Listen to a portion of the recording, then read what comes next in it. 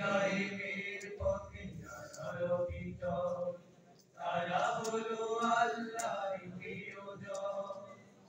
বাতিলের কাছে যারা হার মানে না, সংগ্রাম করে যায় আমরণ। দিন কায়েমের পথে যারা অবিচল, তারা হলো আল্লাহর প্রিয়জন। বাতিলের কাছে যারা হার মানে না, সংগ্রাম করে